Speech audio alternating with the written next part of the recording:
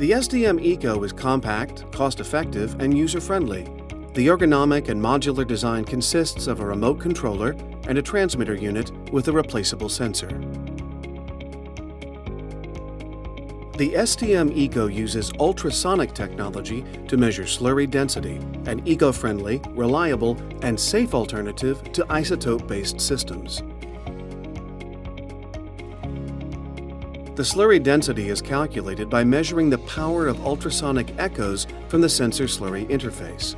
Because the sensor does not measure across the pipe's cross-section, there is no need to increase the source intensity or shielding. The SDM ECO is usable in pipes of all sizes and across all density ranges and even for half-filled pipes. If you are looking for a safe, cost-effective, and user-friendly slurry density meter, the SDM ECO is the perfect choice for you.